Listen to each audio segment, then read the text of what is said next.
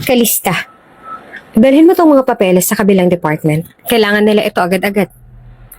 Seryosong sabi ni Miss Minchin habang iniaabot sa kanya ang isang folder. Opo ma'am, dadalhin ko po agad. Magalang na sagot ni Kalista at walang pag-aalinlangan na sinunod ang utos. Pagkabukas ng elevator, maayos niyang hinawakan ng mga papeles at tumungo sa lobby upang dalhin ang mga ito sa itinakdang lugar. Ngunit pagdating niya sa lobby, nagulat siya nang biglang may isang batang babae na tumakbo papalapit sa kanya. Mommy! Tawag ng bata na may malaki at masayang ngiti habang patakbo itong lumapit sa kanya. Natigilan si Kalista. Hindi siya makapaniwala sa nangyayari. Napatingin siya sa paligid. Nagbabaka sakali na may ibang taong tinatawag ang bata. Ngunit malinaw na siya ang tinutukoy nito. Ha? Tanong niya. Baka sa mukhang matinding pagtataka at pagkabigla. Hindi niya alam kung paano itong haharapin.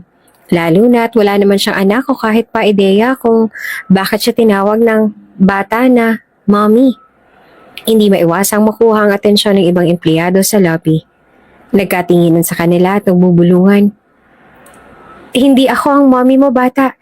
Nagkakamali ka lang siguro, wala pa akong anak. No, you're my mommy. Pero, habang nakatitig pa rin si Kalista sa bata, narinig niya pa rin ang mga mahihinang bulungan ng mga empleyado sa paligid. Anak niya kaya talaga yan? Pero ang bata, kamukha niya ba? Parang hindi naman. Ang ganda ng bata eh. Manang nang dating tapos may anak pa pala. Patuloy ang mga bulungan hanggang sa biglang naagaw ang atensyon ng lahat ng isang napakagwapong lalaki na nakaitim na suit. Tumigil ang oras para sa mga empleyado at halos lahat ay napasinghap sa gulat nang makalala kung sino ang taong yon. Si Mr. Quintin? Nagbalik na siya! Bulala sa isang empleyado. Teka, hindi ba anak ni Mr. Quintin ang batang babae? Oo, natatandaan ko. Anak nga ni Sir ang batang babae. Pero, bakit si Kalista ang tinawag niyang mommy? Ano kayang nangyari? Si Kalista ba talagang ina ng kanyang anak? Bulong ng isa pa.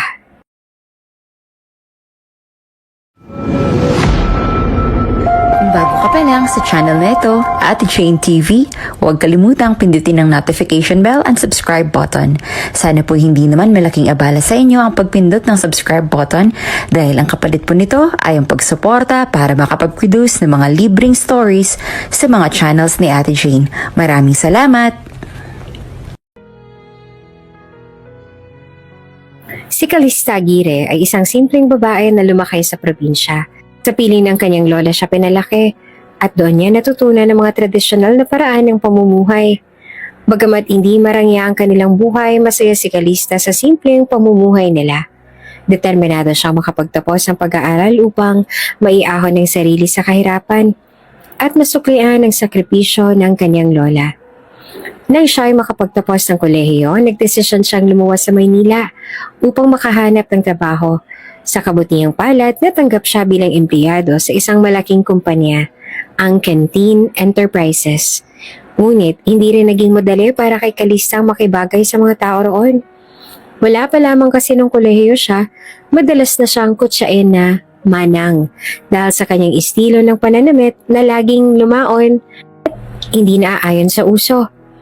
Madalas siyang kutiin ng mga kaklase niya noong nag-aaral pa siya dahil sa kanyang pangmanang at baduy ng mga kasuotan. Ganon pa man ay pinili niyang huwag pansinin ang mga taong iyon. Para sa kanya, mas mahalaga ang pagiging praktikal kaysa sa paghabol sa uso. At hanggang ngayon, ang pangungutya na yon ay hindi pa rin nawawala. Sa opisina, hindi rin siya nakaligtas sa mga matang mapanghusga. Maging ang mga kasamahan niya ay laging nag-uusap sa likod niya. Dahil sa kanyang simpleng kasuotan, mahabang palda, makapal na cardigan at halos wala pang makeup sa mukha. Pero sa kabila ng lahat, nananatiling tahimik at masipag si Kalista sa kanyang trabaho. Hindi siya nagpapadala sa mga masasakit na salita o sa mapangmata ng iba sa kanya. Alam niyang hindi iyon ang sukatan ng kanyang halaga bilang tao. Habang naglalakad si Kalista sa hallway ng opisina, agad niyang narinig ang bulungan at tawanan ng ilang empleyado. Uy, si Manang! Sabi ng isa na sinundan naman ng mahina ngunit halatang pagtawa ng iba. Grabe, hindi pa rin talaga siya marunong mag-ayos ano? Dagdag pa ng isa na tila hindi naman alintana kung marinig man sila ni Kalista. Alam niyang siya ang pinag-uusapan ngunit pinili niyang huwag mag-react. Diretso lamang ang tingin niya habang naglalakad. Bitbit ang mga papeles na kailangan niyang ipasa. Sanay na siya sa ganitong sitwasyon. Mula pa ng kolehiyo, lagi na siyang tinatawag na manang, kaya hindi na bago sa kanya ang mapanirang salita. Sa halip na magalit o magtanim ng sama ng loob, mas pinili niya na lang na ituon ang atensyon sa kanyang trabaho. Sila na nga itong may oras manlait. Sila rin ang walang maipakita na magandang trabaho. Naisip niya habang patuloy na naglalakad.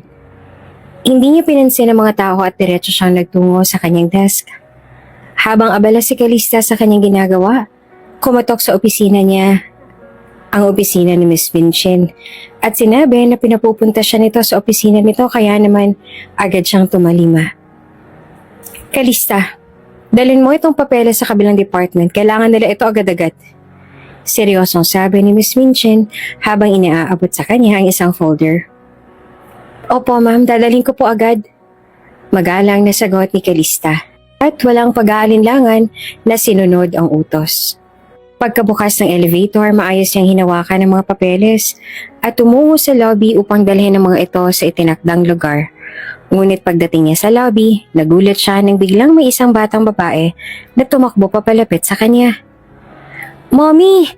Tawag ng bata na may malakit na sayang ngiti habang patakbo itong lumalapit sa kanya. Natigilan si Kalista. Hindi siya makapaniwala sa nangyayari. Napatingin siya sa paligid. Nagbabaka sakali na may ibang taong tinatawag ang bata. Ngunit malinaw na siya ang tinutukoy nito. Huh? Tanong niya. Baka sa mukhang matinding pagtataka at pagkabigla. Hindi niya alam kung paano ito haharapin. Lalo na at wala siyang anak o kahit pa ideya kung bakit siya tinawag ng bata na mommy. Hindi tuloy may iwasang makuha ang atensyon ng ibang empleyado sa lobby na nagtinginan sa kanila at nagbubulungan. Hindi ako ang mommy mo bata, nagkakamali ka lang siguro. Wala pa akong anak. No, you're my mommy. Pero habang nakatitig pa rin si Kalista sa bata, naririnig niya ang mahihinang bulungan ng mga empleyado sa gilid. Anak niya kaya talaga yun? Pero ang bata, kamukha niya ba? Parang hindi naman. Ang ganda ng bata eh. Manang na nga ang dating tapos may anak pa pala. Patuloy ang mga bulungan hanggang sa biglang naagaw ang atensyon ng lahat ng isang napakagwapong lalaki na nakaitim na suit. Tumigil ang oras para sa mga empleyado at halos lahat ay napasinghap sa gulat nang makilala kung sino ang taong yon. Si Mr. Quintin, nagbalik na siya. Bulalas ng isang empleyado. Teka, hindi ba't anak ni Mr. Quintin ang batang babae? Oo, natatandaan ko. Anak nga ni Sir ang batang babae. Pero, bakit si Kalista ang tinawag niyang mommy? Ano kaya nangyari? Si Kalista ba talagang ina ng anak niya? Bulong ng isa pa. Sila Clan Quintin, ang kilalang CEO ng kumpanya, ay seryosong lumapit kay Kalista at sa bata. Ang presensya nito ay nagdala ng tahimik na tensyon sa paligid habang ang mga mata ng lahat ay nakatuon sa eksena. Nagulat si Kalista nang tumigil si Quintin sa harapan niya. Matangkad, gwapo at may otoridad ang tindig nito. Hindi niya alam kung bakit siya ang target ng pansin nito. Mariin tuloy siyang napalunok at nakadama ng takot. Pasensya na. Mahinang sabi ni Quintin habang tumingin sa kanya. Pagkatapos ay umuko ito sa bata at mahinang sinabi. Hindi siya ang mommy mo, sweetheart. Ngunit sa halip na tanggapin ng bata ang sinabi ng ama, umiling ito at nagpipilit. Siya po ang mommy ko, daddy. Siya po talaga. Halos bumagsak ang mga papeles sa mga kamay ni Kalista habang gulat na gulat siya sa sinasabi ng bata. Lalong lumakas ang bulungan ng mga empleyado. Totoo kayang anak nila ang batang babae? Si Kalista at Mr. Quintin? Imposible. Hindi alam ni Kalista kung ano ang gagawin o sasabihin. Sa gitna ng gulo, ramdam niya ang pamumula ng kanyang pisi habang halos sumabog ang tensyon sa lobby. Nagpumigla si Kalista sa tensyon ng sitwasyon at yumuko upang kausapin ang bata. Malumanay, ngunit medyo aligaga niyang sinabi, I'm sorry bata, pero hindi talaga ako ang mommy mo. Nagkakamali ka lang siguro. Empleyado lang ako dito at wala pa akong anak. Ngunit, mariing umili ang bata at mas lalong kumapit sa kanya. No, you're lying! You're my mommy. I know you are. Hinila nito ang palda niya at nanatili nakayakap sa kanyang binti. Tila takot na takot siyang lumayo.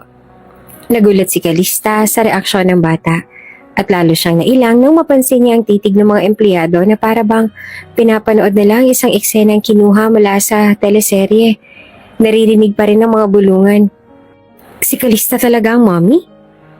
May sikreto kaya tong si Mr. Quintin at si Manang? Grabe, ang gwapo ni Sir Quintin. Magagawa niyang patulan ng isang manang na gaya ni Kalista? Napatingin si Quintin kay Kalista. Halatang hirap na hirap sa sitwasyon. Huminga ito ng malalim bago magtanong. Pwede mo ba akong tulungan na dali ng anak ko sa opisina ko? Ayaw niyang sumama sa akin. Nag-alangan man ay tumango si Kalista. Sige po sir. Hinawakan niya ang kamay ng bata at sinubukang pakalmahin ito habang sabay silang naglakad kasama si Quintin na pumunta sa elevator. Ang bata ay mahigpit pa rin nakakapit sa kanya. Tila hindi ito papayag na humiwalay kahit saglit. Habang naglalakad sila, lalo pang lumakas ang mga bulungan ng mga empleyado sa paligid. Ang bigat ng drama na to. Ano kayang totoo? Si Mr. Quintin at Kalista may anak? Paano nangyari yun? Grabe si Manang, may connection pala kay Mr. Quintin. Nang makarating sila sa elevator, naramdaman ni Kalista ang bigat ng tingin ng mga tao. Kahit papaano, pilit niyang ininda ang nakakailang na sitwasyon at siniguradong kalmado ang bata habang patuloy siyang sinusundan ng masinsinang titig ni Mr. Quintin. Pagdating nila sa opisina ni Mr. Quintin, agad na umupo ang bata sa sofa. Mahigpit pa rin ang hawak nito sa kamay ni Kalista. Si Mr. Quintin naman ay lumapit sa bata. Lumuhod sa harapan nito at malumanay na kinausap. Sweetheart, simulang sabi ni Mr. Quintin sa anak. I know you really want her to be your mommy, but she's not. You can't decide something like that. Ngunit tumingin ng diretso ang bata kay Mr. Quintin. Matigas ang tono nito nang magsalita. I don't care. I want her to be my mommy. She's my mommy. I knew it. Huminga ng malalim ni Mr. Quintin. Pilit na inuunawa ang anak. Listen to me, darling. I know you're confused, but this isn't how it works. She's not your mom and... Bago pa matapos si Mr. Quintin ang sasabihin, mahigpit na niyakap ng bata ang braso ni Kalista. No! I don't care! I want her! I want her to be my mommy! Sa gilid naman, nanatili lamang na tahimik si Kalista. Gulat na gulat sa nangyayari. Lalo pa siyang nabigla nang mapansin niya ang paligid ng opisina. Ang disenyo, ang mga larawang nakasapit, at ang pangalan sa desk. Lachlan Quintin, CEO. Napatingin si Kalista kay Mr. Quintin na noon ay pilit pa rin iniintindi ang anak. Hindi siya makapaniwala. Siya pala ang bagong CEO namin. Siya ang anak ng may-ari ng kumpanya na tumira sa ibang bansa. Naramdaman niya bigla ang pag-init ng kanyang pisngi dahil sa kaba.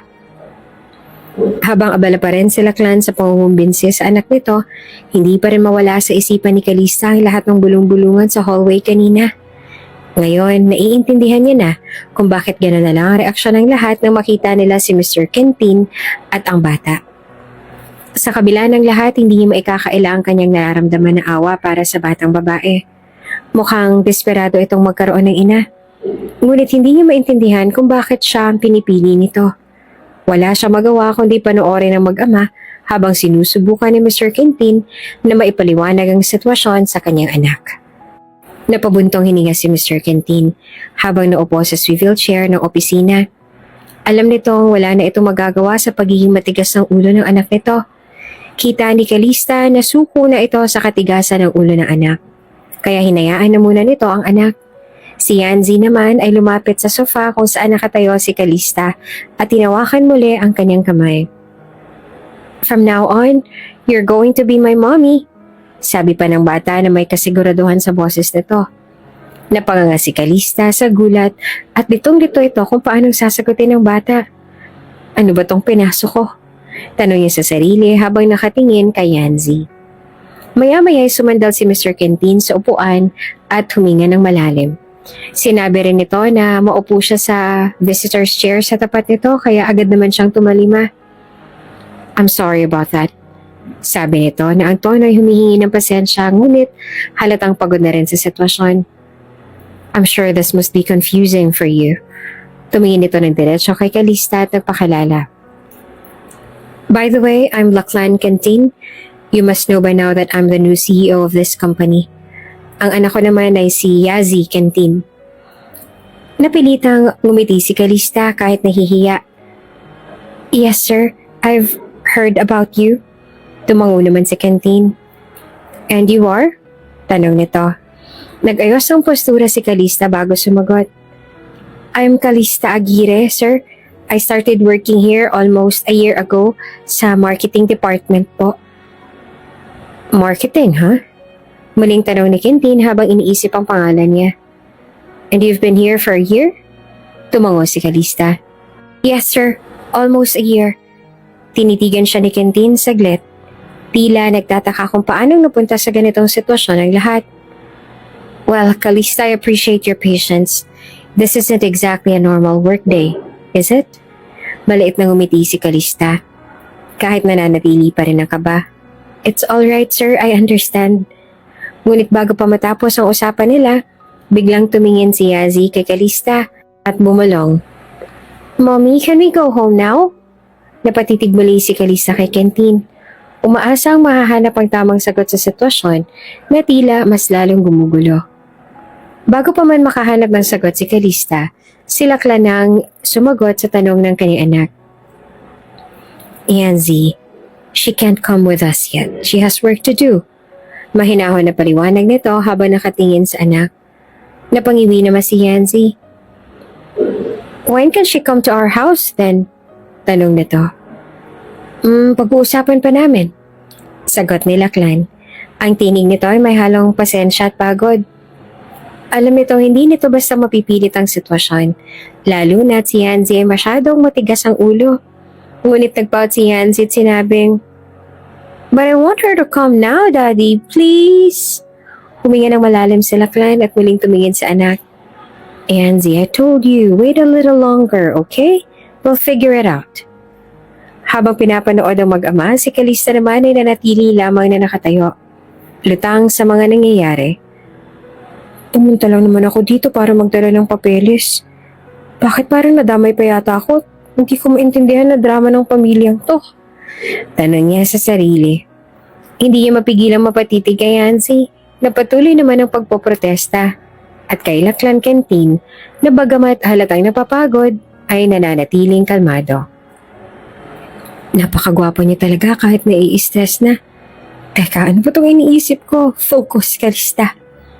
Ngunit bago pa niya maayos ang sarili, muling nagsalita si Mr. Quintin. Kalista, I apologize for my daughter's persistence. I promise this won't interfere with your work. Please bear with us for now. Tumango naman si Kalista at pilit na ngumiti, kahit halata ang kaba.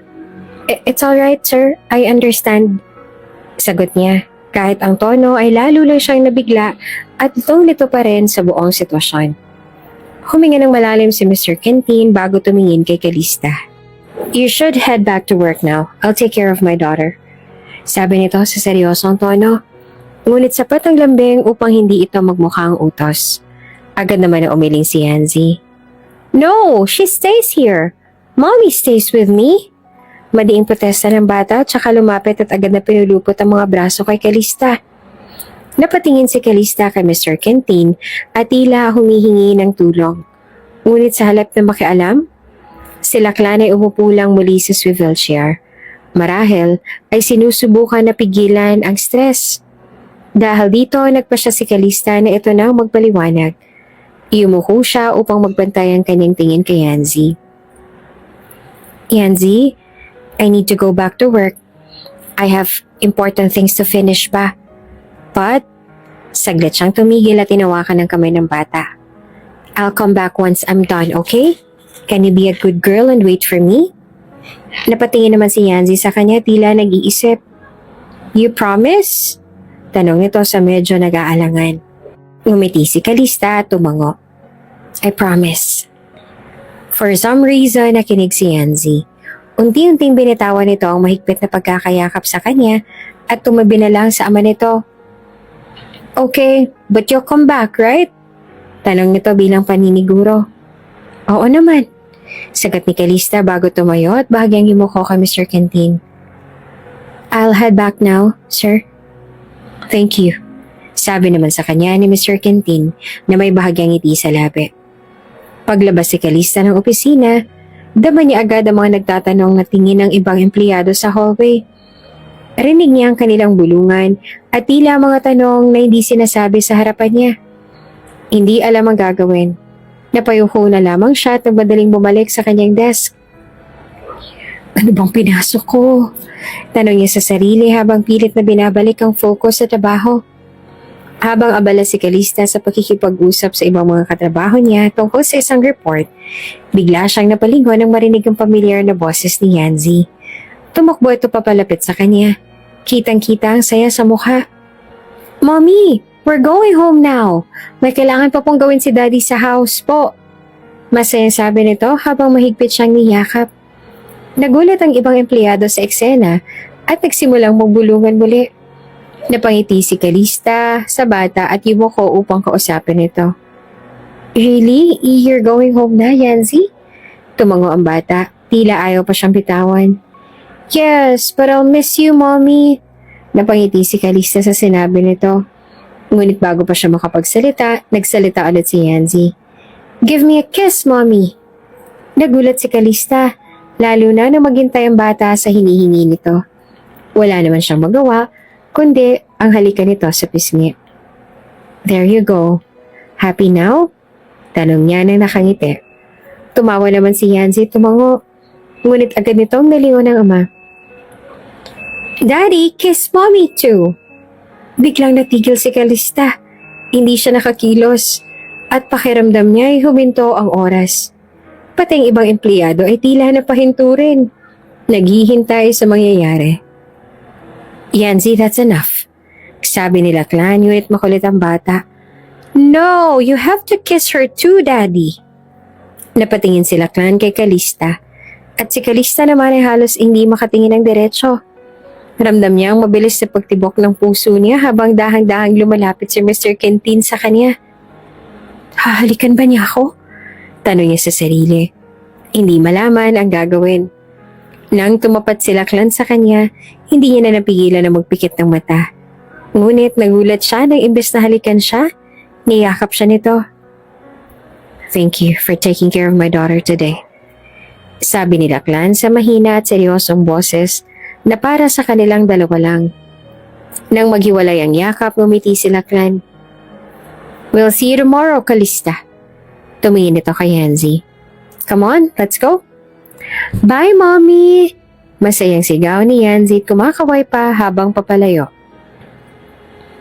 Naiwan si Calista na para bang nakalutang sa ulap. Habang ang mga empleyado sa paligid naman ay nagpatuloy sa kanilang mga bulungan. Ang iba ay nakatingin pa rin sa kanya.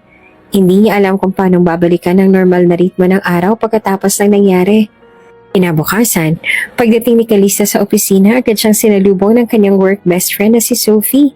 May dala itong kape pero halata sa mukha nito ang nakakalokong ngiti na parang may binabalak na naman itong pang-aasar. Aba, ikaw ha? Bugad ni Sophie habang nilalapitan siya. Hindi mo man lang sinabi sa akin na ikaw palang ina ng anak ng CEO. Napahinto si Calista na mula agad ang pisngi. Ano ba, Sophie? Hindi totoo yan. Tanggin niya. Pero mas lalo namang kumunot ang noon ni Sophie at mas lalong ng asar. Hoy, huwag kang magkaila. Alam mo bang shock na shock ako sa balitang bumungad sa akin kahapon? Tumikim si Sophie at biglang nagdrama. Like imagine kung ano na lang nararamdaman ko noong pagbalik ko sa trabaho after 1 week of vacation. Nalaman ko na ang best friend ko pala ay tunay na ina ng anak ng CEO? Ang OA mo talaga, Sophie. Hindi nga yun totoo eh. Inisasabi pa ni Calista. Pero hindi naman ito mapigilan na mapangiti. Anong OA? Ano bang ibig sabihin ng mga eksenang narinig ko, ha? Sabay kurot pa sa tagiliran ni Calista. Ikaw talaga, may relasyon pala kayo ni Mr. Quintin tapos tinatago mo pa. Kahit sa akin na BFF mo, hindi mo malang sinasabi, kaloka ka. Napailing si Calista. Pilit na itinanggi ang lahat. Wala, okay? Ang kulit mo. Pero hindi pa rin tumigil si Sophie. Oo na, sige na, wala raw. Pero Calista, grabe ka. Yung bata tinatawag kang mommy. At si Mr. CEO, aba napaka-sweet sa'yo. As in... Ano, di pa ba yun malinaw na may something kayo? Pinilit lang ako ni Yanzi. Paliwanag ni Calista. Pero alam niya namang wala siyang taka sa pang-aasar ng kaibigan. Sure ka. Kasi sabi nila parang iba daw ang vibe ni Mr. Quintin. Tingin ko kinikilig siya sa'yo. Bulong ni Sophie tapos ay tumawa ng malakas. Nako friend, kapag naging Mrs. CEO ka, huwag mo kong kakalimutan na gawing maid of honor ha. Ang kulit mo talaga. Tumalikod si Calista. Kunwaring hindi napapatol pero ramdam niya ang bahagyang kilig sa sinabi ni Sophie. Kahit alam niyang imposibleng mangyaring iniisip nito.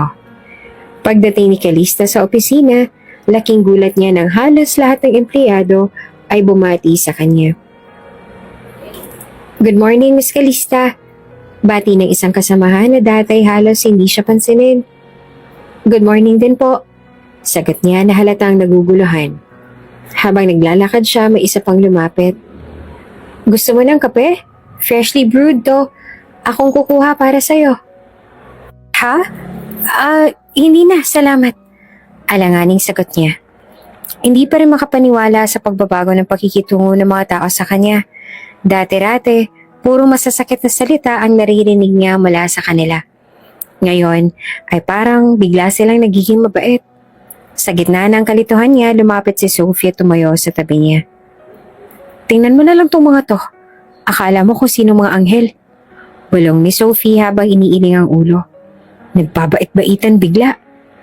Hindi na nakapagsalita pa si Calista, pero alam niyang may punto naman ang kaibigan. Ngumisi si Sophie at biglang tumawa na mahina. Hay nako friend, iba talaga ang power ng wifey ng CEO. Dagdag nito, sabay kurot sa braso ni Calista. Ano ka ba? Mahina niyang sagot, habang pilit na itinatago ang pagkapahiya at kilig. Alam niya hindi totoo, pero hindi pa rin niya maiwasang mapaisip sa mga nangyayari. Abala si Calista sa trabaho at kasalukuyang nakikipag-usap sa isang kasamahan tungkol sa mga dokumentong kailangang ipasa. Calista, siguraduhin mo na maayos ang lahat ng ito bago ang meeting mamaya, ha? Sabi ng kausap niya habang iniaabot ang folder. Opo, walang problema. Ako pong bahala dito. Sagot niya ng may kumpiyansa, sabay silip sa mga papeles. Bigla niyang narinig ang isang pamilyar na boses na tumawag. Mommy, Mommy! I'm here na po! Napahinto siya sa pagsasalita at agad na lumingon. Nanlaki ang kanyang mga mata nang makita si Yanzi na naka-pink na dress. Masayang tumatakbo palapit sa kanya. Mommy! Muling sigaw ni Yanzi sabay yakap sa kanyang mga binti. Awkward na tumingin siya sa paligid nang maramdaman ang lahat ng mata ng mga empleyado sa kanila. Napatingin din siya sa likuran ng bata at doon niya nakita si Mr. Quintin. Abala sa pakikipag-usap sa tawag. Nakasuot ito ng maayos na suit. Ang isang kamay ay hawak ang cellphone na nakatapat sa tenga nito. Habang ang isa naman ay nasa bulsa ng pantalon. Kahit paabala sa pakikipag-usap, ang presensya nito ay agad na umagaw ng atensyon ng lahat. Parang bumagal ang oras para kay Calista habang pinagmamasdan nito. Ang tindig ni Mr. Quintin ay sobrang gwapo. Tila parang bumababa mula sa isang magazine cover. Mommy, I miss you! Sabi pa ni Yanzi na tila walang pakialam sa mga tao sa paligid. Yanzi, anong ginagawa mo dito? Tanong niya. Nahihiya dahil nararamdaman niyang lahat ng mga mata ng empleyado ay nasa kanila. Mommy, I asked Daddy na isama niya po ulit ako sa work niya para makita po ulit kita. Sabi ni Yanzi na may malaking ngiti habang mahigpit na nakayakap kay Calista. Yanzi, di ba dapat nasa school ka ngayon? Tanong ni Calista. Pilit na hiningitian ng bata kahit nahihiya na siya dahil naman niyang pinapanood sila ng mga empleyado. Hindi po, Mommy. Next week pa po ang start ng school ko. Transfer po kasi ako. Sabi ko rin po kay Daddy kanina na dito na lang ako para makita ka. Sagot ni Yanzi. Sabay hawak sa kamay niya. Pwede po ba ako magstay dito with you while nasa meeting po si Daddy? Bago naman siya makasagot, nakita niyang papalapit na si Mr. Kentin. Napatingin siya rito at tila lumakas ang kabog ng kanyang puso. Good morning po, sir. Awkward na bati niya sa bayoko. Tumango lamang si Kentin sa kanya at tinubad ang suot na earphones. Tumingin kay Yanzi bago muling bumaling kay Kalista. Marami kang trabaho? Tanong nito. Opo, sir. Sagot niya at pilit na iniiwas ang tingin dahil sa kaba. Sagot ni Lachlan. Bahagyang tumigil sa pag-iisip bago magsalita ulit. Ngayon ay diretsong English.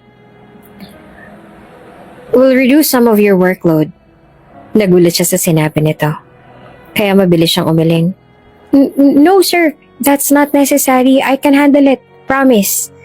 Pero si Kentin ay tila hindi nababahala. It's not up for debate. Sagot nito ng may kalmadong tono. Ngunit may diin sa boses. Kaya't wala na siyang nagawa kundi tumanguna lamang. Samantala si Yanzi naman ay nakangiting nakatingin lamang sa kanilang dalawa. Tila natutuwa sa interaksyon nila. Daddy, can Mommy eat lunch with us later? Tanong ng bata.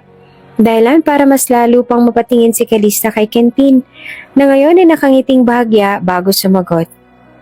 We'll see. Napansin ni Mr. Kentin na mukhang ayaw pang bumitaw ni Yanzi kay Kalista kaya't mahinahon niyang kinausap ang anak.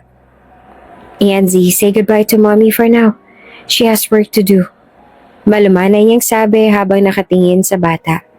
Tumango si Yanzi at mahigpit na niyakap si Kalista.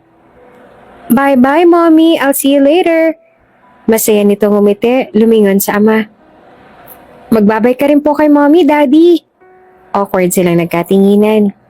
Tumikim naman si Mr. Kentin at sinunod ko ano ang sinabi ng anak. Matapos noon ay tahimik yung pinagmasdan si Mr. Kentin na tumango lamang sa anak. Saka ito ay nilalayan papunta sa elevator. Habang papalayo ang mag-ama, hindi napigilan ni Kalista na mapako ang tingin sa kanila. Si Yanzi ay masayang humahawak sa kamay ng ama. Nang makarating sila sa elevator, bumukas iyon at hinayaang pumasok ang mag-ama. Bago tuluyang sumarang pinto, tumingin pa si Yanzi kay Kalista at kumaway ulit. Napailing na lamang si Kalista ng mahina at bumalik sa kanyang trabaho. Ngunit hindi maiwasang mag-isip sa nangyari. Habang abala si Kalista sa pag-aayos ng mga papeles sa kanyang mesa, biglang sumulpot si Sophie sa tabi niya. May daladalang kape at isang malawak na ngiti. Aba, denoy-denoy ka pa dyan, ha? Biro ni Sophie habang inilalapag ang kape sa mesa ni Kalista. Huling-huli na kayo sa akto kanina. Parang isa talagang happy family. May pababay pa na nasa iisang building lang naman. Grabe, hanggang ngayon hindi pa rin ako makapaniwala na anak mo yun. Napatingin si Kalista kay Sophie at napailing na lang. Sophie, ilang beses ko pang sinabi na hindi ko nga anak si Yanzi.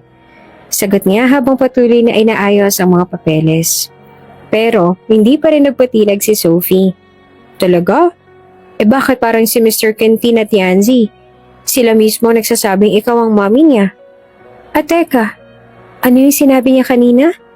I asked Daddy na isama niya ako para makita kita? Ang sweet! Tumigil saglit si Kalista sa ginawa at napabundong hininga. Sophie, hindi talaga. Hindi ko alam kung bakit ganun yung Yanzi pero siguro dahil destiny. Mabilis na sagot ni Sophie sabay kindat. Alam mo Kalista, kung ako nasa posisyon mo, hindi ko na i-deny. Girl, CEO na gwapo tapos sweet pa yung anak, aba jackpot ka na. Natawa na lang si Kalista habang pilit iniiwasan ang mga pang-aasar ni Sophie. Tama na Sophie, balik ka na sa trabaho mo baka pagalitan ka ni Sir Kentin.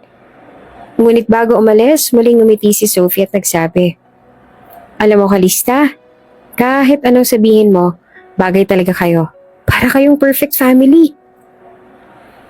Abala si Kalista sa trabaho nang biglang lumapit sa kanya ang isang empleyado. kasama ang batang si Yanzi. Miss Aguirre, pasensya na sa abala. Pero dadaling ko muna rito si Yanzi. Wala raw siyang kasama sa office ni Sir Quintin at gusto niya raw na ikaw ang kasama niya. Paliwanag nito, sabay ngiti kay Yanzi. Mommy! Masayang tawag ni Yanzi habang tumatakbo papunta kay Calista at yumakap sa kanya. Nagulat si Calista, pero napalitan din ng ngiti ang kanyang reaksyon. Yanzi, bakit nandito ka? Tanong niya ng malumanay. I asked Daddy if I can stay with you while he's busy. Sagot ni Yanzi na nakangiti at kitang-kita ang saya sa mukha. Ha? E nasan ba ang daddy mo ngayon? Sabi niyo po may emergency meeting daw po siya at doon daw po muna ako sa office niya pero na-bored po ako doon kaya dito po muna ako. Napakamot naman ng ulo si Calista habang napubuntong hininga. Ganun ba? Oo, sige, dito ka muna habang wala si daddy mo. Habang masaya silang nag-uusap, biglang sumulpot na naman si Sophie. Para talagang kabuti na bigla na lang sumusulpot. May bit-bit pang clipboard. Oh, nandito palang anak mo. Nasaan ang daddy niya? May meeting pa raw. Sagot niya. Tumingin din si Yanzi kay Sophie tsaka mahinhin na nagtanong. Who are you? Lumapit si Sophie at yumiti. Hi, I'm Sophie, your mommy's best friend. Sagot nito. Nag-isip saglit si Yanzi at tumingin kay Calista. Mommy, is she really your best friend? Tumango naman si Calista sabay sabi. Yes, she is. Ngumiti ulit si Yanzi at inaabot ang kamay kay Sophie. Hi, Ate Sophie. I'm Yanzi Quintin po. Nice to meet you. Tuwang-tuwa si Sophie at inaabot ang kamay ng bata. Nice to meet you too, Yanzi. Ang bait mo naman. Ganda-ganda pa ng dress mo tsaka napakaganda mo rin. Thank you po. Malambing na sagot ni Yanzi. Habang pinapanood ni Calista ang interaksyon ng dalawa, naisip niya kung gaanong kabilis magaan ang loob si Yanzi sa mga tao. Abala si Yanzi sa pakikipag-usap sa ibang empleyado.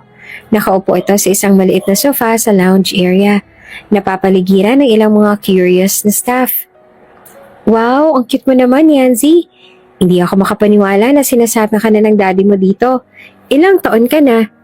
Tanong ng isang babaeng empleyado na nagdala pa ng juice para sa bata. I'm 5 years old na po. Masiglang sagot ni Yanzi sabay kuha ng baso ng juice. Thank you po. Ang bait naman ng batang to, mahal na siguro sa mommy niya, no?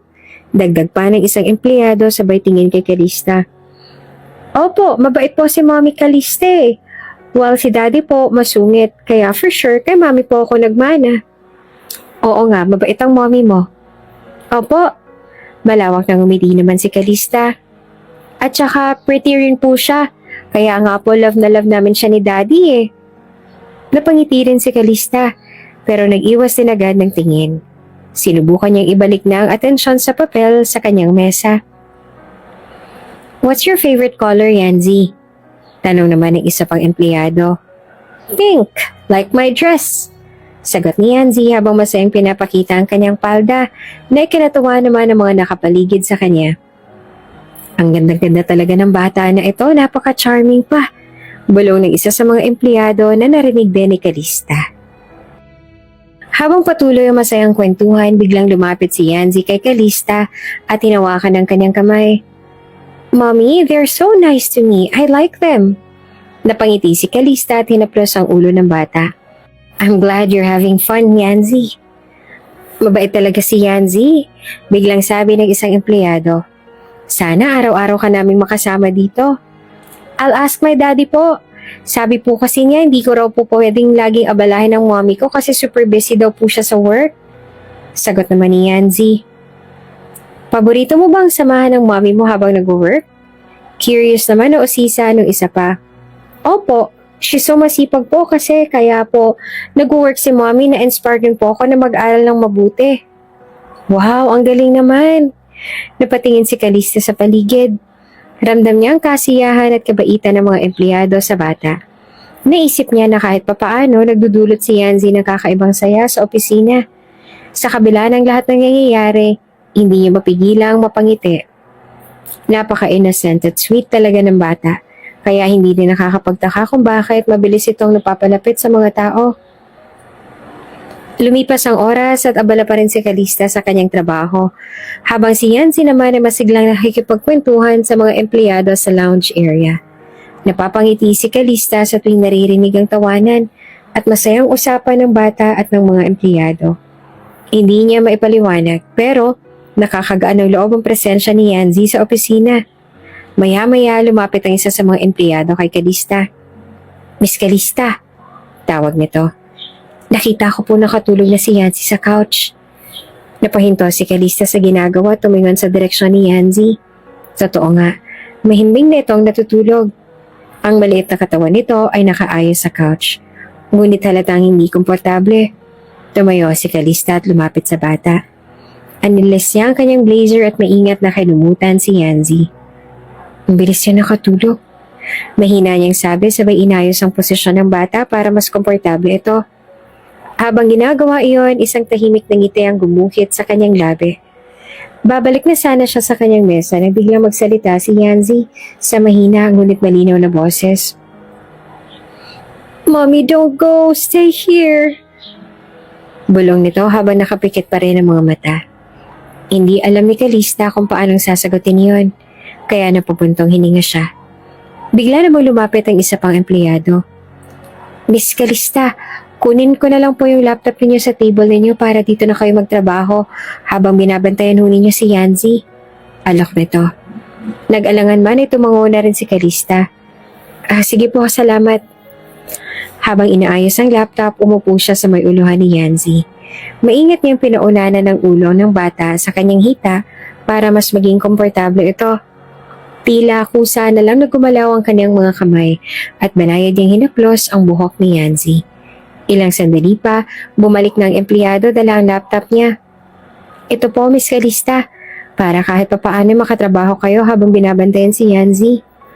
Ani nito sabay abot sa laptop. "Salamat," sabi niya habang nakaupo ng maayos.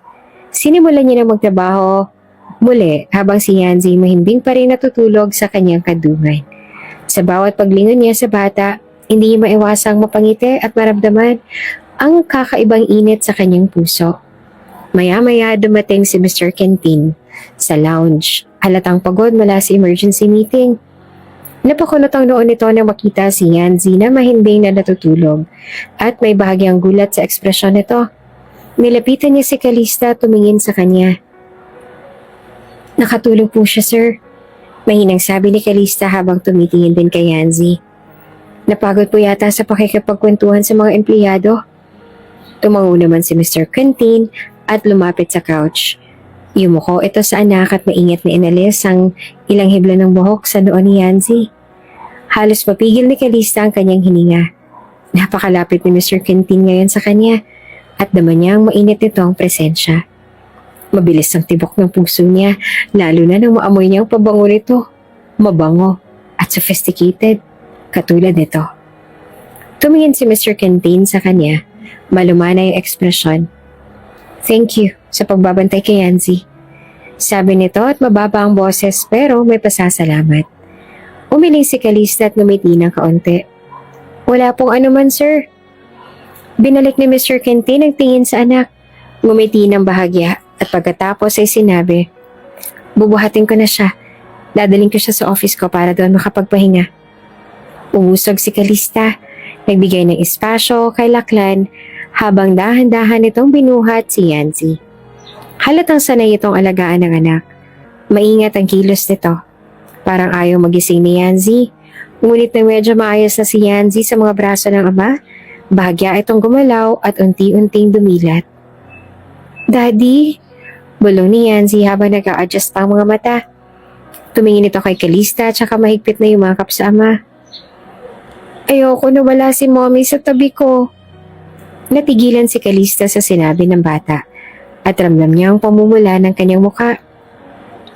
Tumingin si Mr. Quintin sa kanya, tila nag-iisip bago muling binalingan si Yancy.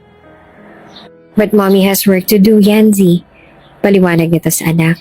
Mahinahon pero malambing. "We can't keep her here all the time." Pero umiling si Yancy at muling sumiksik sa ama. "No, I want mommy with me." Hindi alam ni Kalista kung paano tutugon. Tila lalo lang lumalalim ang sitwasyon at pakiramdam niya lalong nagiging sentro siya ng hindi inaasahang atensyon. Yumakap si Yanzi sa leeg ng ama habang nakapikit pa ang kalahati ng mga mata nito. Daddy, gusto ko po kasama si Mommy sa office natin. Lambing nito. Nakatingin kay Mr. Quintin na tila nagmamakaawa. Bahagya namang umiti si Mr. Quintin at mahinahong ipinaliwanag. Yanzi, Mommy's busy. She has work to finish. Hindi siya pwedeng sumama sa atin ngayon. Ngunit umiling si Yanzi, nagmamaktol na parang hindi papayag. No, I want Mommy with me. Please, Daddy. Bumuntong hininga si Mr. Quintin. Halatang nahihirapan sa lambing at hiling ng anak. Sa wakas, tumingin ito kay Kalista. Ang ekspresyon nito ay parang humihingi ng tulong. Agad naman sumagot si Kalista. Iniisip kung paano niyang matutulungan ang mag-ama. Pwede ko naman po kayong samahan pabalik sa office ninyo. Sabi niya na nag-aalangan ngunit may ngiti sa mukha. Iniwasan ang direktang tingin kay Mr. Quintin. Halatang nabawasan ang bigat sa mukha ni Mr. Quintin. Thank you. Sabi nito at ang tinig ay puno ng pasasalamat. Muli namang umiti si Kalista. Walang anuman po yun. Kumista pa mga mata ni Yanzi, agad na sumigla. Yay! Mommy's coming with us! Malambing itong yumakap muli sa ama at sobrang saya sa nangyari. Habang naglalakad sila pabalik sa opisina ni Mr. Quintin, hindi naman iwasan ni Kalista na mapansin ng ilang mga empleyado na napapatingin sa kanila. Tila nagtatanong o nagtataka sa kanilang tatlo. Ngunit, mas napansin niya ang maaliwalas ng ngiti ni Yanzi at ang tila paghinga ng maluwag ni Mr. Quintin. Pagdating nila sa opisina ni Mr. Quintin, marahang ibinaba nito si Yanzi sa couch. Halatang antok pa rin. Agad na pumikit ang bata. Dali-dali namang kumilos si Kalista para ayusin ang una ni Yanzi. Binuksan niya ang aircon sa tamang temperatura at kinumutan ng bata gamit ang malambot na tela na naroon. Mommy, mahinang bulong ni Yanzi habang nakapikit pa. Please don't leave. I'll cry if you're not here. Napatigil si Kalista sa ginawa at napatingin kay Mr. Quintin na nakatayo naman malapit sa kanila. Nagkatinginan silang dalawa at sa mata nito tila humihingi ng pasensya. She can really be clingy, aniya sa mahinang boses. Oo, hindi na ako aalis. Sagot ni Kalista, nakangiti habang nakatingin kay Yanzi. Ngunit bago pa siya makabalik sa trabaho, muling nagsalita si Mr. Quintin. Tumingin sa kanya na tila may ideya. Baka mas mabuti kung dito ka na lang muna magtrabaho sa office ko para hindi siya maghanap sa'yo. Nagulat naman si Kalista sa mungkahin nito, ngunit agad ding tumango. Okay lang po, sir. Umiti naman si Mr. Quintin ng bahagya. Good. I'll have my secretary bring your laptop here. That way you can keep her company while you work. Maraming salamat po. Sagot naman ni Kalista. Hindi maitago ang pagkalito ngunit nagpapasalamat na rin sa kabutihan ng amo. Tumawag si Mr. Quintin sa kanyang secretary at inutusan nitong kunin ang laptop ni Kalista sa desk nito. Habang naghihintay, napansin naman ni Kalista ang tahimik na pagtitig ni Yanzi habang nakayakap sa una nito. Isang masayang ngiti sa kanyang mukha. Thank you, Mommy. Bulong ng bata bago tuluyang makatulog muli. Napabuntong hininga si Kalista habang tumingin kay Mr. Quintin na ngayon naman ay nakaupo sa swivel chair nito.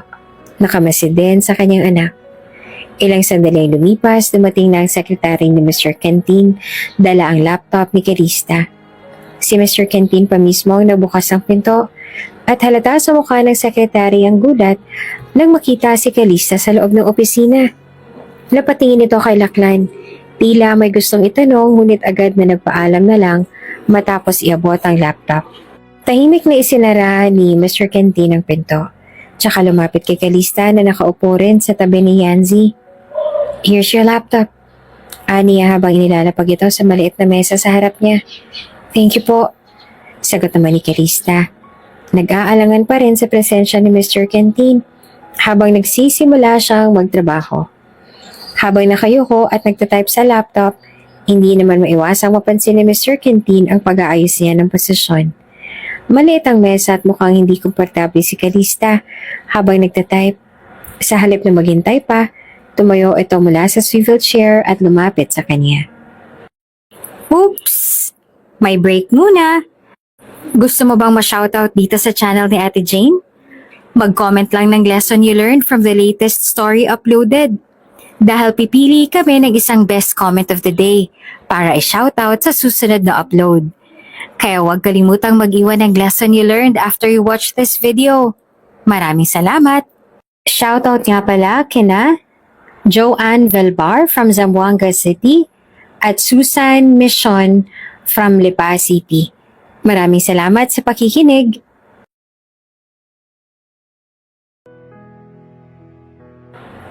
You don't look comfortable, sabi ni Mr. Quintin. Seryoso nakatingin sa kanya. You can use my chair instead. Nanlaki ang mga mata ni Calista sa sinabi nito. Ay, hindi na po sir. Okay lang po ako dito. No, I insist. Sagot ni Mr. Quintin. Walang bahid ng duda sa boses nito. You'll work better if you're comfortable. Pero sir, seat niyo po yan ng CEO. Sagot niya na halatang nag-aatubili. Tumayo si Mr. Quintin at tinulak ng bahagya ang swivel chair papalapit sa kanya. It's just a chair, Calista. And right now, I'm more concerned about you being able to work properly. So, sit here. Wala na nagawa si Calista kundi ang sumunod. Maingat siyang naupo sa swivel chair parang hindi mapakali. Nang mapansin ito ni Mr. Quintin, ay bahagya siyang gumiti at tumayo na lamang malapit sa couch kung saan natutulog si Yanzi. Nagpalit sila ng pwesto. At sa kabila ng pag-aalangan ni Calista, hindi mo ipaliwanag ang pakiramdam niya habang nakaupo sa posisyon na yon. Sinimulan niya magtrabaho muli. Habang si Mr. Quintin naman ay tahimik na nagbabasa ng mga files.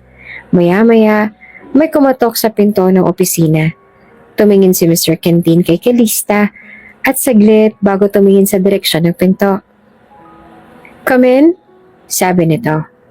Dahan-dahang bumukas ang pinto at pumasok ang secretary. Halatang nagulat pa ito na makita si Calista na nakaupo sa swivel chair ni Mr. Quintin. Ngunit pinilit itong bumalik sa pagiging profesional. Sir, nasa labas po mga kaibigan ninyo, sabi ng secretary. May halong kaba sa boses nito habang tumitingin ulit kay Calista bago bumaling kay Mr. Quintin. Papasukin mo sila, sagot ni Mr. Quintin. Walang pagbabago sa tono ng kanyang boses na parang normal lang ang lahat. Pagkalipas ng ilang segundo, pumasok ang dalawang lalaki sa opisina. Agad na nanlaki ang kanilang mga mata nang makita ang tanawin sa loob. Halatang nagulat sila nang makitang si Calista ang nakaupo sa swivel chair habang si Mr. Quintin ay kalmado lang na nakatayo malapit sa couch kung saan natutulog si Yanzi. Lachlan, what's happening here? And since when did you allow your employees to work inside your office? Tanong ng isa sa mga kaibigan niya. Hindi naman itago ang gulat sa boses nito. Bago pa makapagsalita si Mr. Quintin, mabilis ito naglagay ng daliri sa labi nito. Senyas na huwag mo ingay. Don't make too much noise. Mahinahon ngunit mahigpit na sabi nito. My daughter is asleep and Calista's working. Habang mas lalong nagulat ang dalawang lalaki, nagpalitan sila ng tingin bago muling tumingin kay Mr. Quintin. Pagkatapos kay Calista. Wait, bulo ng isa. Tila hindi naman makapaniwala. And who is she? Tumuro ito kay Calista na hindi malaman ang gagawin. Tumikim si Mr. Quintin. She's Calista. She's here because she's helping me while Yanzi takes a nap. Sagot nito na parang simpleng bagay lang. Hindi na nakakibo ang dalawang lalaki, ngunit halata sa kanilang mga mukha ang gulat at pagtataka. Si Calista naman ay napayuko at pilit na pinapanatiling kalmado ang sarili kahit ramdam niya ang pag-iinit ng pisngi. Pagkatapos ng ilang sandaling katahimikan, napilitan ng dalawang lalaki na maupo sa mga upuang nasa harapan ng mesa ni Mr. Quintin. Kahit nakaayos ng kanilang sarili, kita pa rin sa mga mukha nila ang labis na pagtataka. Tumingin si Mr. Quintin sa kanila habang tumayo sa tabi ng couch kung saan natutulog si Yanzi. So, ano kailangan ninyo? Tanong nito ng diretso at walang emosyon. Nagkatinginan muna ang dalawang lalaki bago nagsalita ang isa sa kanila. Well, gusto ko sana namin na surprise visit. Ang tagal mo rin kasi sa States at na-miss ka na namin. Oo nga, dagdag pa ng isa. Tumawa ng mahina. Pero hindi namin akalain na kami pala masusurpresa. Nagtaka si Mr. Quintin. Kunot noong tumingin sa kanilang dalawa. What do you mean? Tanong nito na halatang hindi pa rin nahuhulaan ang pinupunto nila. Tumawa ulit ang dalawa. Ngunit sinubukang pigilan ang lakas nito para hindi magising si Yanzi. This is more important than we expected, sabi ng isa. Bahagyang tumingin kay Calista na agad na napayuko. Pilit na tinututok ang sarili sa laptop niya. Exactly, sabi pa ng isa. Sumandal naman sa upuan at ngumiti na makahulugan. Nakita namin si Calista sa CEO chair, tapos may natutulog na bata sa couch.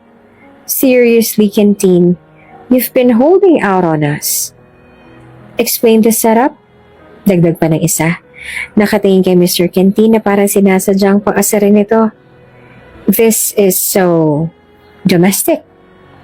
Nanatili si Mr. Quintin na walang ekspresyon. Ngunit bahagyang napahilit ito ng sentido. It's nothing to explain. I'm just taking care of things. Sagot nito na casual ang tono. Hindi naman makapigil ang isa sa dalawang lalaki na muling tumawa. Right. Taking care of things. Sabi nito at nilagyan ng diin ng mga salita. Dahilan para mas lalong mamula si Calista sa hiya. Sa penthouse nila Clan, seryosong nag-uusap ang pamilya ni Quintin. Kanina kasi ay dumating ang magulang nila Clan, lolo at lola ni Yanzi para dalawin ang apo. Yanzi! Bungad ng ama ni Quintin. Nakaayos ang postura nito at may seryosong tono. I heard you already have a mommy now? Proud na ngumiti naman si Yanzi at ang mga mata nito ay kumikinang nasasaya habang sumagot. Yes, Grandpa, I do. I call her Mommy Calista. Nagpalitan ng tingin ng mag-asawa. Oh, is that so? Tanong naman ng lola. Malumanay ngunit may bahagyang pag-aalala sa tono nito.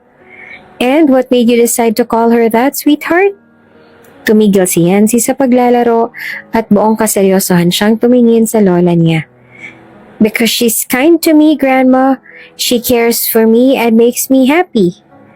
Nito na para bang ito ang pinaka-obvious na sagot sa mundo. Napansin naman nila Clan ang pagbabago ng ekspresyon ng magulang. Naging maseryoso ang mukha ng lolo at lola ni Yancy.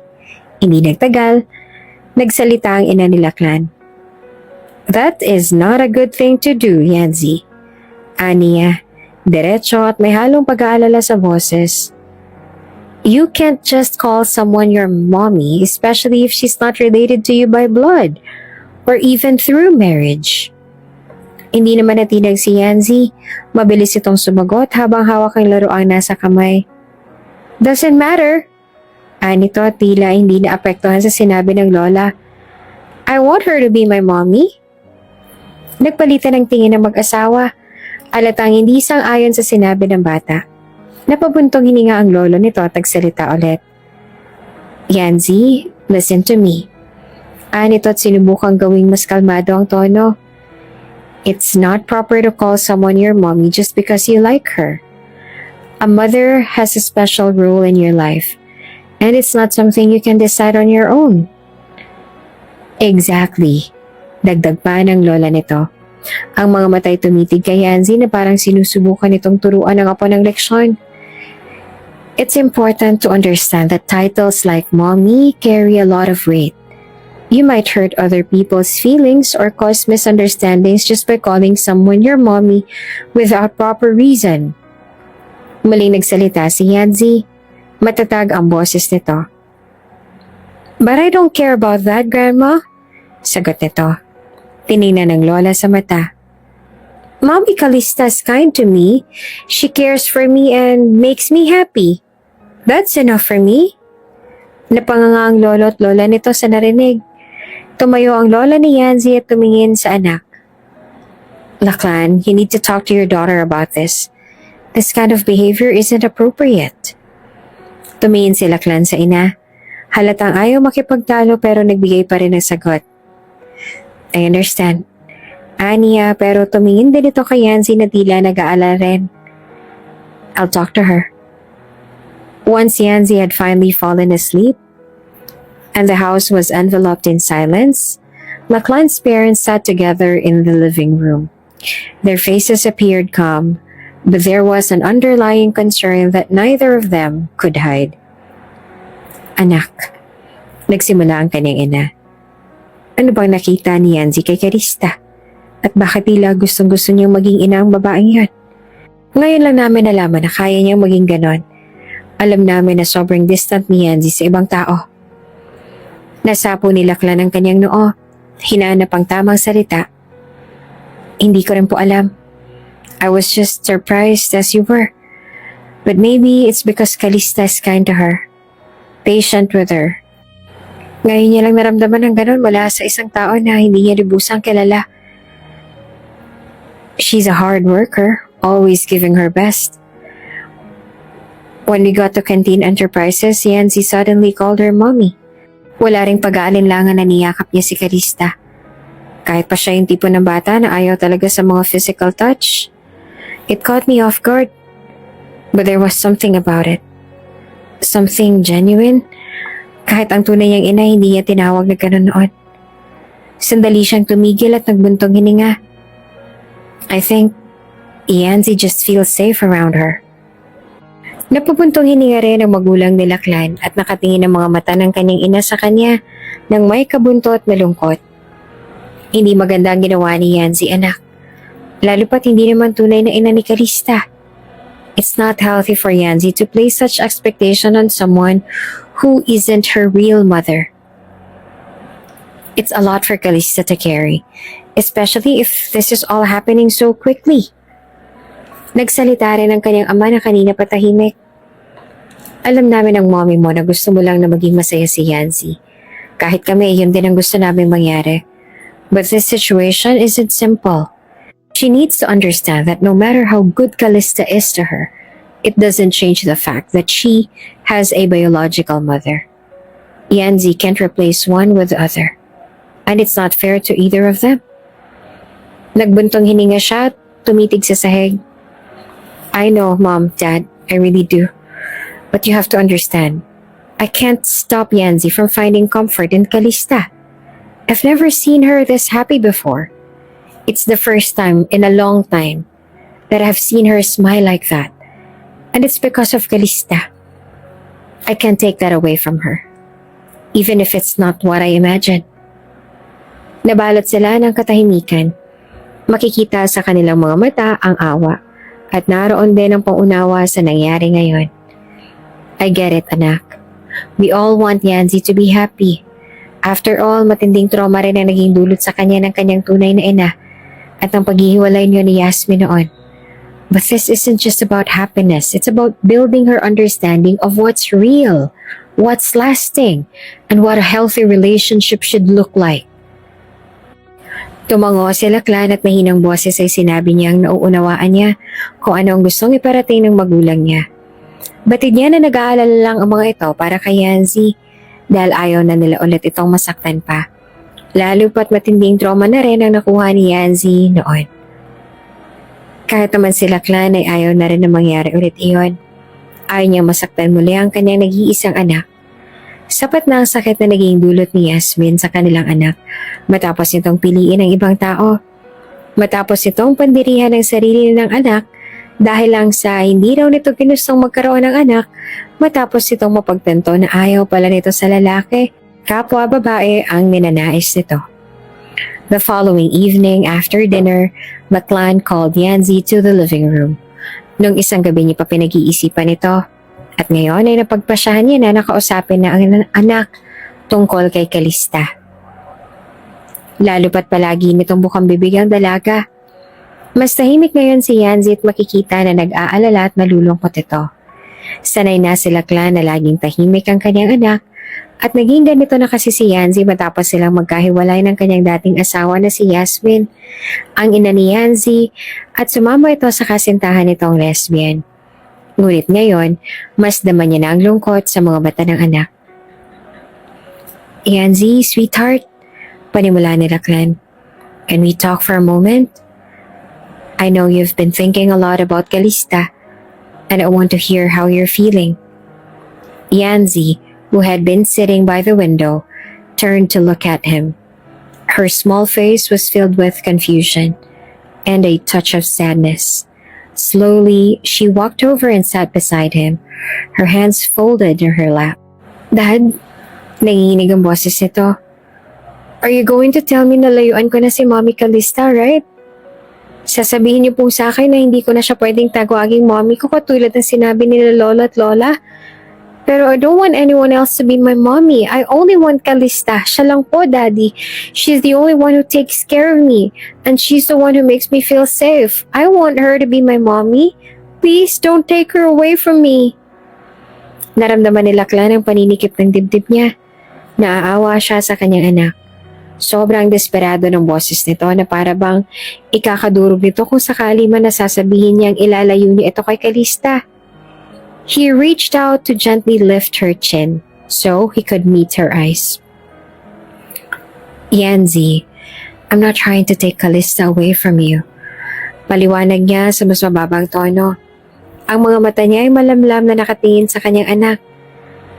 I just want you to understand that a mommy isn't someone you can just choose katulad ng sabi ng lolo at lola mo. Even though I know Calista is someone very special to you, but we have to be careful about our feelings, sweetheart. A mommy has to be someone who has been there from very beginning. Someone who loves you no matter what. But I love Calista. Sagot ni Yanzi at ang boses nito ay mas lalong nanginig at ang mga mata ay mas lalong lumungkot. She's the only one who helps me when I'm scared and makes me happy.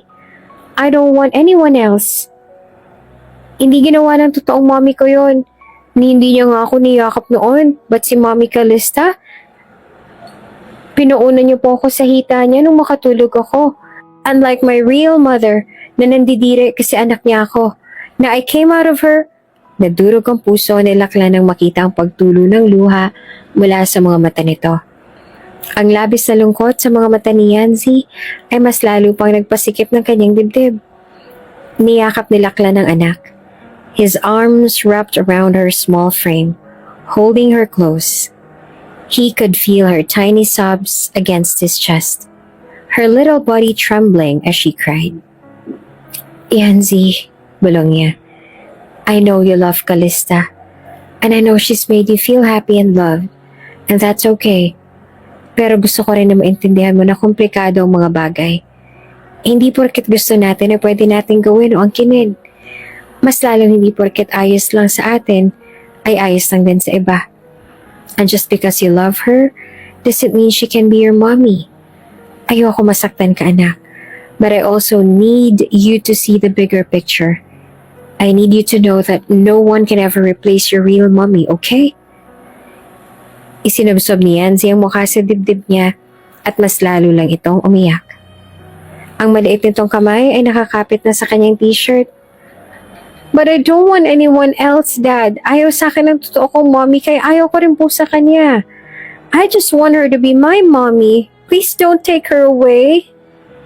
Mababa ang kanyang boses at mas lalo niyang niyakap ang anak. Inagod niya rin ang likod ng anak. I'm not going to take Calista away from you, I promise. She's still going to be there for you. She's still going to be a part of your life. But we have to understand that being a mommy isn't just about being there when things are tough. It's about something deeper, something permanent. Kumalas siya sa yakap. Iniangat niya ang kanyang kamay at pinunasan niya ang luha sa pisngi nito na patuloy sa pagbagsak at sa pagdaos-dos. You don't need to worry, anak. Calista will always care for you, but you also have to understand that no matter what, you'll always be my little girl, and no one can ever replace that. Not even Calista. Yanzi's sobs began to subside, though the sadness in her eyes remained. I don't want to lose her, Dad. I don't want to lose you either. You won't lose either of us, sagot niya. You'll never lose me. And Calista won't be gone. We're all here for you, Yanzi.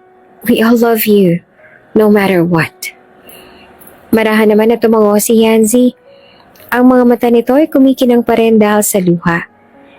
Niyakap niya rin muli ang kanyang anak, holding her tightly as she clung to him, comforted by his warmth and his promise. I love you, sweetie. Bulong ni Lachlan, and nothing will ever change that. But you need to understand that while Calista is someone you can look up to and love, no one will ever replace your real mommy. Ngumiti at tumango naman ang kanyang anak, unti-unti, tumigil na rin ang pagtulo ng luha sa mga mata nito. Tumingala ito sa kanya at saka ngumiti. Isang malungkot na ngiti. I know, Dad. Bulong din ito. I'll try to understand. Ngumiti si Lachlan at pinahid ng kaunting luha sa pisngi nito. That's all I ask, sweetheart. And with that, they sat together in the quiet, the weight of the conversation lingering between them, but with the comfort that they would face it all together. Nag-overtime si Calista sa trabaho dahil ang dami niyang kailangan na gawin at tapusin. Hindi inaasahan na aabutin siya ng malakas na ulan. Sa bawat minutong lumilipas, lumalakas ang pagbuhos nito. At wala siyang mahagilap na masasakyang taxi o kahit anumang transportasyon pa uwi. Napabuntong hininga si Calista habang pinagmamasa ng basang lansangan mula sa lobby ng gusali. Hindi niya rin dala ang bayong niya, kaya wala siyang ibang magawa kundi ang maghintay na tumila ang ulan. Looks like you're stuck here. Isang pamilyar na boses ang pumukaw sa kanyang atensyon. Lumingon siya at bumungad sa kanya si Mr. Quintin. Nakatayo ito malapit sa kanya. Nakaayos pa rin ang suot nitong business attire ngunit baka sa mukhang pagod. Hindi ko akalain nandito ka pa po, sir. Aniya na bahagyang nagulat. I had to finish some work. Sagot nito at saka tumingin sa labas. Wala ka ba masasakyan? Umiling siya. Wala po, sinubukan ko mag-book ng taxi pero walang available. Nagtaas ito ng kilay bago nagsalita.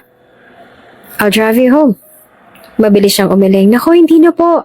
Makakahintay naman po ako hanggang sa huminang ulan. That could take hours. Sagot nito na diretso nakatitig sa kanya. And besides, it's late. You shouldn't be waiting here alone.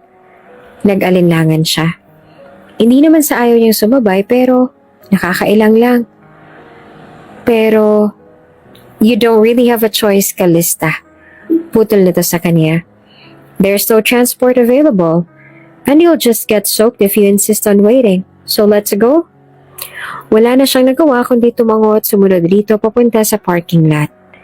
Habang nasa loob ng sasakyan, ramdam niyang malamig na simoy ng hangin na dala ng ulan. Tahimik lang sila ni Mr. Quintin habang nagmamaneho ito sa lansangan. Hanggang sa biglang tumunog ang cellphone nito. Napatingin siya rito nang sagutin nito ang tawag. Baka sa mukha nito ang pag-aalala. What happened? Tanong ni Mr. Quintin. Ang tono ng boses nito ay nagbago. May halong pag-aalala at urgency. Did you give her medicine? Napakunot ang noon ni Calista. Alam niyang may nangyayari. May problema po ba, sir? Mabilis siyang sinulyapan ni Mr. Quintin bago bumaling sa daan. Yancy has a fever. They said she's burning up. Napatingin siya sa labas. Ganitong panahon kadalasan nagkakasakit ang mga bata. We should go to your house first. Hindi naman po ako nagmamadali pa uwi. Sabi niya, seryoso. Para ma-check mo si Yanzi, alam ko pong nag-aalala ka pa sa kanya. Tumingin ito sa kanya saglit. Tila nag-aalangan pero sa huli ay tumango. Alright, let's go home first. Pagdating nila sa penthouse si Mr. Quintin, tahimik lang na sumunod si Calista sa kanya. Mabilis ang hakbang nito. Halatang nagmamadali at nag-aalala sa anak. Pagbukas ng pinto, sinalubong sila ng kasambahay na halatang nagulat nang nakita siya. Good evening po, sir. Bati nito tsaka lumingon kay Calista. Tila hindi inaasahan ang presensya niya roon. Nasaan si Yanzi? Agad na tanong ni Mr. Quintin at diretso nakatingin sa kasambahay. Nasa kwarto po, sir. Sagot nito. Tumango si Mr. Quintin bago bumaling kay Calista. Stay here. I'll check on Yancy. Bago pa siya makasagot, bumaling ito sa kasambahay. Give her a towel and something to drink. Nabasa siya ng ulan kanina. Opo, sir. Bago tuluyang umalis si Mr. Quintin, nagbigay siya ng mahinang, "Thank you." Ngunit mukhang hindi na siya narinig nito. Mabilis na itong tumungo sa kwarto ng anak nito. Samantala, agad naman siyang inalalayan ng kasambahay papunta sa sofa. "Maupo po muna kayo, ma'am." Hindi sanay si Calista sa napagsilbihan kaya medyo naaasiwa siya. "Naku, ayos lang po ako." Aniya pero mapilit ang kasambahay. Ilang sandali pa ay bumalik ito na may dalang tuwalya at isang baso ng maligamgam na tubig. "Eto po ma'am, pasensya na po. Nabigla lang kami na may bisita si sir." Ngumiti siya ng bahagya, tinanggap ang iniabot nito. "Thank you po. Hindi po ba kayo giniginaw?" Tanong nito na halata nag-aalala. Kaunti lang po." Sagot niya habang pinupunasan ng basa niyang buhok gamit ang tuwalya. Habang iniinom niya ang tubig, hindi niya naman maiwasang mapatingin sa direksyon ng kwarto kung nasaan naroon si Mr. Quintin at Yancy.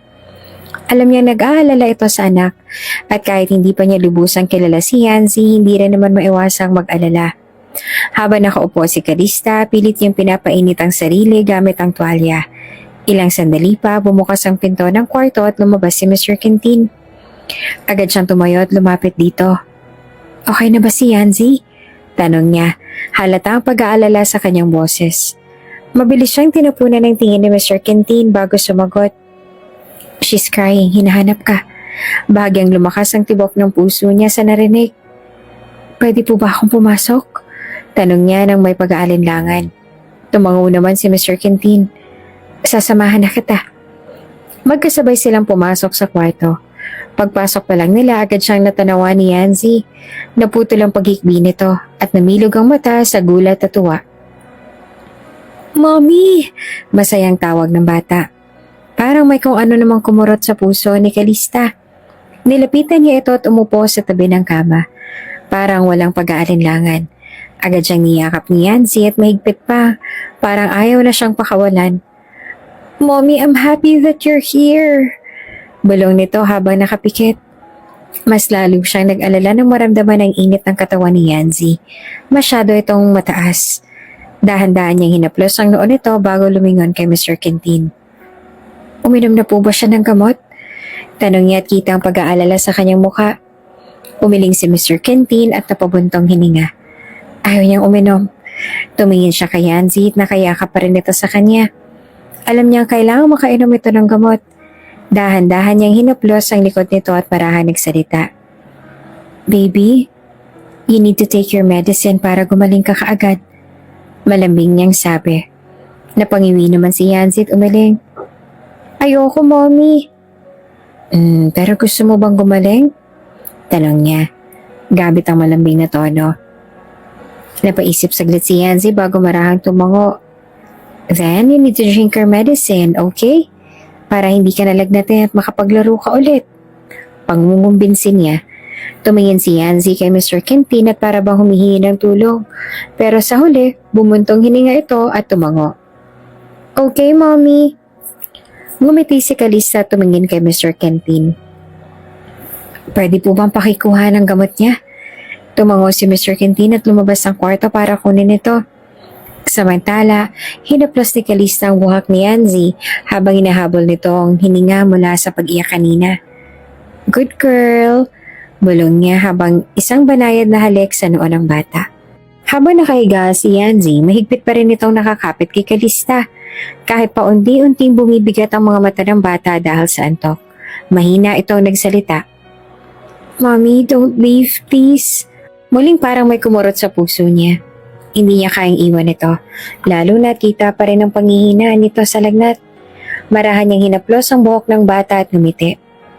"I'm not leaving, baby. I'll stay here with you." Pangako niya. Napangiti si Yancy bago tuluyang pinikit ang mga mata nito. Hindi nagtagal, tuluyan ang lumalim ang paghinga nito. Sinyales na mahimbing na ang tulog. Samantala, lumapit naman si Mr. Quintin at tiningnan ng anak. Mukhang nakatulog na rin siya. Mahina nitong sabi bago nilingon siya. Mas lumalakas ang ulan sa labas, baka gusto mong dito na muna magpalipas ng gabi. Saglit siyang natigilan, nag-aalangan sa alok nito. Pero nang marinig ang malakas na pag-ulan sa labas, alam niyang mahihirapan siyang makauwi. Sige po. Mahina niyang sagot kahit pakiramdam niya ay umiinit ang pisngi niya sa pagpayag. Tumango si Mr. Quintin. You can take a shower here sa kwarto ni Yanzi. I'll ask the maid to bring you some clothes. Thank you po. Sagot niya at medyo nahihiya pa. Umalis na si Mr. Quintin upang tawagin ang kasambahay. Ilang minuto lang lumipas, bumalik ito dala ang damit na ipapamalit sa kanya. Nang makita niya kung kanino galing ang damit, agad niyang naramdaman ang pag-init ng mukha niya. Damit ko na lang muna ang isuot mo, the boxers were in use. Natutulog na kasi ang ibang kasambahay kaya hindi ako makahiram ng damit sa kanila. Paliwanag ni Mr. Quintin. Nakahalukip-kip habang nakatayo sa may pintuan. Parang hindi niya alam kung paano mag-react. Damit ni Mr. Quintin ang isusuot niya? It's okay po. Sagot niya, tinatago ang kaba. Mag-shower na po ako. Tumango si Mr. Quintin. I'll step out para may privacy ka. Agad siyang tumango at pumasok na sa banyo. Hindi na naghintay pa ng sagot. Pagkasara ng pinto ay napahawak siya sa dibdib niya. Ramdam ang mabilis sa pagtibok ng puso niya. Bakit parang bilis ang tibok ng puso ko? Tanong niya sa sarili. Huminga siya ng malalim at tumingin sa salamin.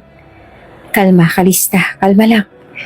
Pero kahit anong sabihin niya sa sarili, hindi niya maitanggi na may kakaibang nararamdaman siya sa mga nangyayari ngayong gabi. Matapos siya mag-shower, kinuha niya ang tuwalya at marahang pinunasan ng muka bago tinanggal ang salamin niya. Ramdam niya ang pagod sa mga mata niya, kaya minabuti niyang huwag muna itong isuot. Matapos yon, tinagilid niya ang ulo at pinagbasa ng sarili sa salamin. Ang damit ni Mr. Quintin ay malaki sa kanya. Humampas sa hita niyang laylayan ng puting shirt nito at bahagyang lumaylay ang neckline, dahilan para ipakita ang isa niyang balikat. Ipinilig niya ang ulo at huminga ng malalim. Wala namang ibang damit na available. Wala naman siguro itong ibang ibig sabihin. Tinirentas niya ang buhok at lumabas ng kwarto. Tahimik ang buong penthouse. Maririnig lang ang mahihinang patak ng ulan sa labas. Naglakad siya papunta sa sala at doon niya nakita si Mr. Quintin na nakaupo sa couch. Hawak ang isang tablet habang tila may binabasa. Sir, mahina niyang tawag. Agad itong lumingon at para bang huminto ang mundo niya saglit. Natulala siya. Hindi niya maipaliwanag pero sa malamlam na liwanag ng sala, parang mas gumagwapo ito. Nakasuot ito ng gray na pajama pants at isang simpleng itim na shirt. Pero tila bumagay iyon sa matikas nitong tindig. Tapos na po ako. Sabi niya halos hindi makatingin ng diretso. Saglit itong tumikim. Parang nag-aayos ang postura. Okay, nakapagpahinga ka na ba? Hindi pa naman po. Sagot niya. Hindi pa rin naman po ako naantok.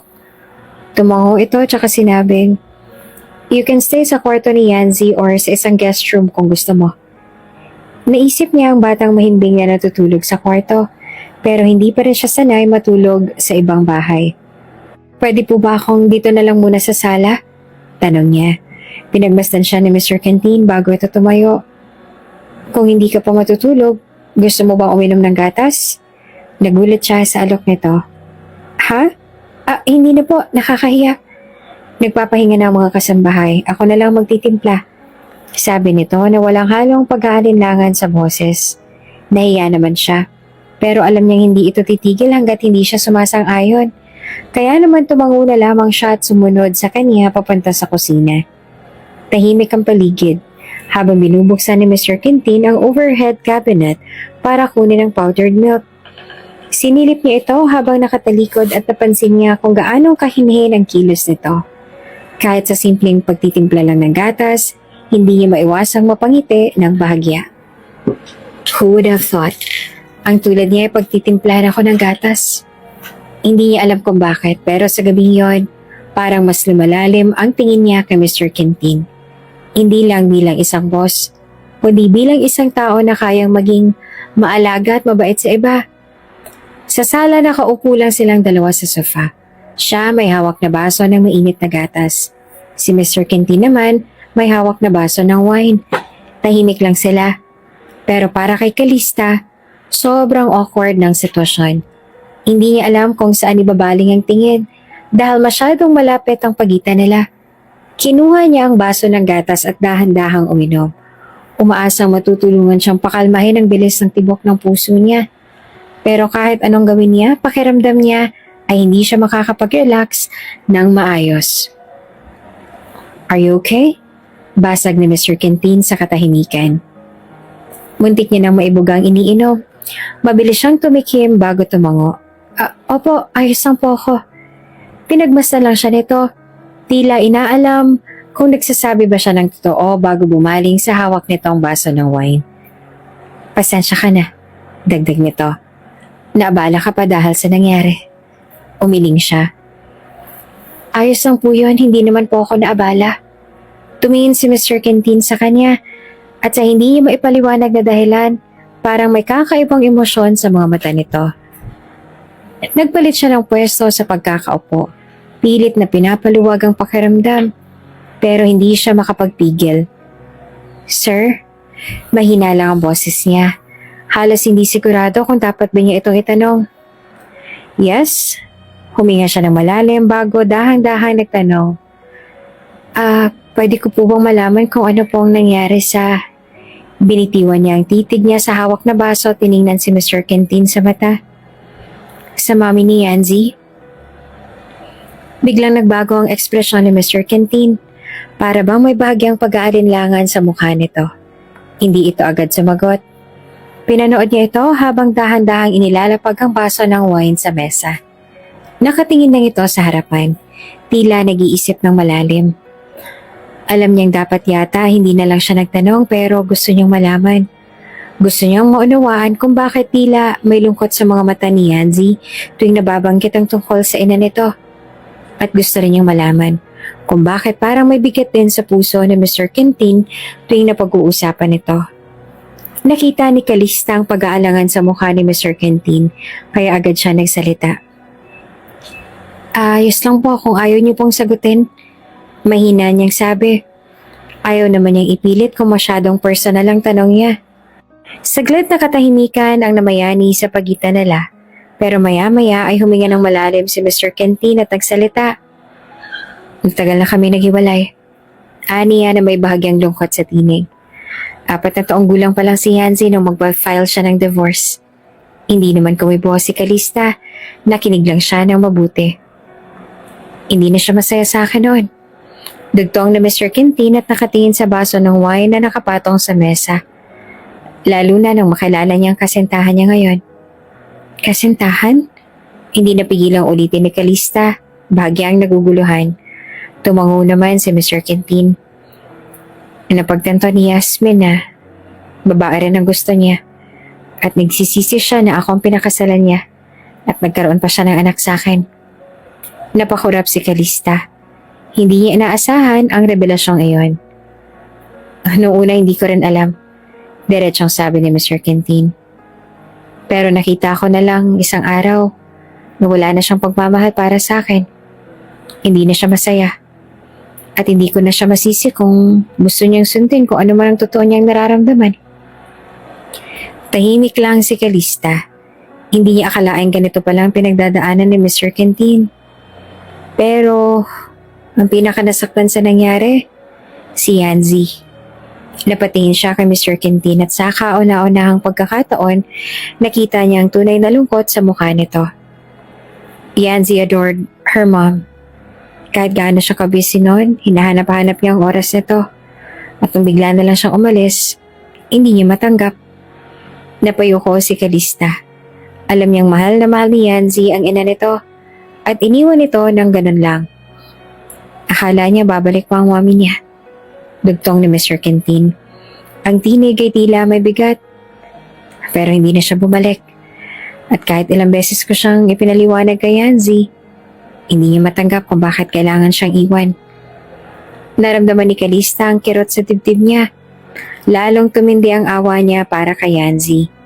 Pinili ni Kalista na matulog sa tabi ni Yanzi. Habang nakahiga siya, hindi niya maiwasang paulit-ulit na isipin ang sinabi ni Mr. Quintin. Ang lungkot sa tinig nito Ang bigat ng kwento tungkol sa ina ni Yanzi at ang hiling nitong manatili siya sa tabi ng bata. Alam niyang hindi madali ang lahat para kay Yanzi at kahit hindi niya ito tunay na anak, alam niyang gusto niyang iparamdam dito na hindi ito nag-iisa. Sa mga ganitong iniisip, hindi niya namalayan na unti-unti na siyang dinalaw ng antok hanggang sa tuluyan na siyang nakatulog. Kinabukasan, may naramdaman siyang malambot at mainit na bagay na dumampi sa pisngi niya. Hindi niya agad namulat ang mga mata pero maramdaman niyang muli ang halik. Dahan-dahan niyang minulat ang kanyang mga mata. Pagdilat niya, bumungad sa kanya ang nakangiting si Yanzi. "Good morning, Mommy!" Masiglang bati nito. Napangiti siya. Agad na niyakap ang bata. "Good morning din, baby!" Sagot niya tsaka ginantihan nito ng halik sa pisngi. Natawa si Yanzi at mas sumigpit ang yakap nito sa kanya. "I'm so happy you stayed," bulong nito.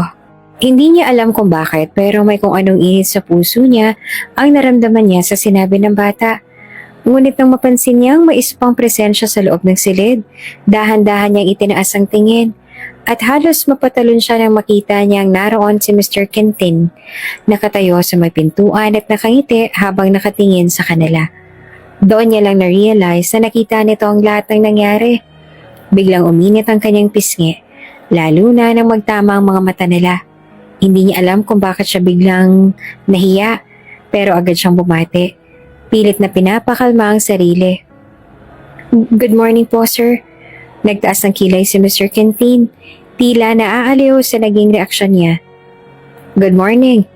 At sa hindi niya maipaliwanag na dahilan, lalo lang siyang nag-init sa pagkakatitig nito sa kanya. Pagkatapos ng kanilang masayang umaga, sabay-sabay silang bumaba para mag-almusal. Kitang-kita sa mga mata ni Yanzi ang kasiyahan. Habang kumakain kasama sila ni Mr. Quintin. Hindi nito matanggal ang ngiti sa labi, lalo na kapag kinakausap siya ni Calista o ng kanyang ama. Habang nag-aalmusal, biglang nagsalita si Mr. Quintin. "Nagpabili ako ng mga damit na maisusuot mo sa sekretary ko." Aniya nang habang nakatingin kay Calista, "Para hindi ka na kailangan pa umuwi bago pumasok sa opisina. Baka mahuli ka pa kung babalik ka pa sa unit mo." Nagulat naman siya sa sinabi nito. Hindi niya akalaing pati yun ay naisip pa ng boss niya. Napatingin siya kay Mr. Quintin na talatang nag-aalangan. Sir, hindi na po sana kayo nag-abala." "Wala yon." Putol nito sa sasabihin niya. "I already asked my secretary to handle it." At dahil wala naman siya magagawa, wala siyang ibang nasabi kundi, "Thank you po." Napangiti naman si Yanzi at excited na tumingin sa kanya. "Mommy, sabay-sabay na rin tayong pumasok sa office." Napangiti na lang siya sa sigla ng bata. Hindi niya rin mapigilan ang kilig na dulot ng pagiging malambing na to sa kanya. Pagkatapos ng almusal, naghiwa-hiwalay muna sila para maganda. Si Calista at si Yanzi ay nag-shower, habang si Mr. Quintin ay nagbihis na rin. Nang matapos sila, sabay-sabay silang lumabas ng penthouse at pumasok ng sasakyan. Para silang isang masayang pamilya na laging magkakasama sa mga pinupuntahan. Sa pagdating nila sa kumpanya, lahat ng empleyado ay napalingon sa kanilang tatlo. Lalo nagulat ang mga ito nang makita si Calista na kasama si Mr. Quintin at ni Yanzi na para bang isang pamilya. Maraming nagbulungan at ang iba ay napansin agad ang damit na suot ni Calista. Hindi ang dati nitong office attire, kundi ang damit na ipinamili para sa kanya. Lalong naging palaisipan sa mga empleyado ang nangyayari. Samantala, hindi naman mapigilan ni Calista ang pagka-conscious sa mga tingin na binabato sa kanila. Alam niyang may mga haka-haka na ang mga ito, pero nagbuntong hininga na lang siya at sinabihan ang sarili na wag na lang intindihin yon. Ang mahalaga, maayos si Yanzi at maaga silang nakarating sa opisina. Pagdating ni Calista sa opisina, hindi pa man siya nakakaupo nang biglang sumulpot ang best friend niyang si Sophie. Bit-bit ang coffee cup nito habang may malisyoso na ngiti sa labi. Uy! Panimula ni Sophie sabay siko sa kanya. "Anong meaning ng sabay niyong pagdating ni Sir Lachlan? At kasama pa si Yanzi Para talaga kayong isang buong pamilya." Napabuntong hininga si Calista. Sophie, trabaho muna ha. Huwag mo akong iwasan. Ani Sophie sabay upo sa tabi niya. Ano yan? Kung wala talaga namamagitan sa inyo ni Sir Quintin, bakit sabay kayong dumating, Aber? At bakit parang komportable na kayo sa isa't isa? Napailing siya. Wala ngang ganun, sagot niya. Pero halatang nagpanik siya kaya lalong kumindat si Sophie. Talaga lang ah. So, explain mo kung bakit sabay kayong dumating? Napabuntong hininga si Calista bago sinagot ang tanong nito. Kasi nagpalipas ako ng gabi sa penthouse niya. Ha? Malakas ang reaksyon ni Sophie kaya napatingin sa kanilang ibang empleyado. Nagpalipas ka ng gabi sa penthouse ni Sir Quintin? Oh my gosh, Calista. Tapos gusto mong maniwala ako na walang something sa inyo. Napailing siya at sinimulang ipaliwanag. Sophie, ang lakas ng ulan kagabi. Wala akong masakyan. Nag-overtime din si Mr. Quintin kaya inalok niya akong ihatid. Kaso, biglang tumawag yung kasambahin niya. Inaapoy doon ng lagnat si Yanzi. Kaya dumaan muna kami sa penthouse niya tapos ayaw kang paalisin ni Yanzi kasi hinahanap ka niya. Kaya ikaw ang nag-alaga sa kanya. Putol ni Sophie. May kilig sa tono ng boses. How did you... Aba girl, parang K-drama ko na yung napanood ah. Sabay tawa ni Sophie. Oh, tapos... Napahawak si Calista sa sentido.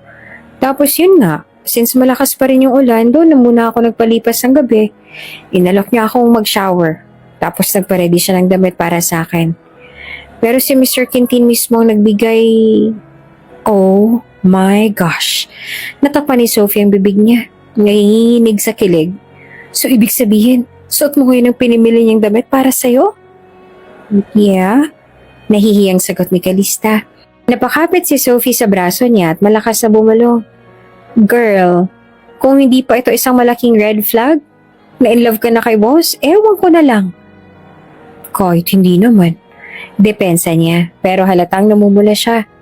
Hindi raw. Bulong ulit ni Sophie. Tapos si Yanzi pa, tinatawag kang mami? Hay nako Calista, may nararamdaman ako. At hindi to sipon, kundi kilig. Hindi talaga. Napapikit pa siya sa frustration, pero hindi niya maitago ang bahagyang ngiti niya. Girl, watch out! Sabi ni Sophie na nakangiti pa ng pilya. Mukhang may magpapabago na ng status mo from single to taken. Soon. Noong lunch break, pumunta sila Clan at Yanzi sa office floor kung saan located ang opisina ni Calista. Hawak ni Yanzi ang kamay ng ama at kitang-kita sa mga mata nito na excited itong makita si Calista. Noong narating na nila ang office floor, isa-isang bumati sa kanila ang mga empleyado roon. Dad, can we ask Mommy to join us for lunch? I really want her to eat with us. Tiningnan nila Clan si Calista na abala sa trabaho nito. Sure, sweetheart, but we'll ask her if she has time. Excited na lumapit si Yanzi kay Calista at sinundan niya naman ang anak. Nagtataka na nag-angat ng tingin sa kanila si Calista at unti-unti na sumupil ang ngiti sa labi nito. Mommy, can we eat lunch together? Dad says it's okay, but only if you're not too busy. Calista hesitated for a moment, glancing at the pile of paperwork in front of her. I'd love to, but I have few things I need to finish up first. You can join us, sabi naman nila Clan. Hindi maganda na lilipasan ka ng gutom. And besides, pasasalamat ko na rin to sa tulong mo sa amin kagabi. Well, if you put it that way, nagkatinginan ng ilang mga empleyado lalo na nung umalis na silang tatlo. Si Sophie na nasa kabilang desk ay napangitin at iling na lamang sa isip nito. Kahit pa paulit-ulit na i-deny ng best friend niya ang totoo, lalabas at lalabas pa rin talaga. Siguro nga ay walang relasyon ng dalawa. Marahil ay hindi rin si Calista ang tunay na ina ng bata ngunit hindi rin maitatanggi na napapalapit na ang mag-ama kay Calista.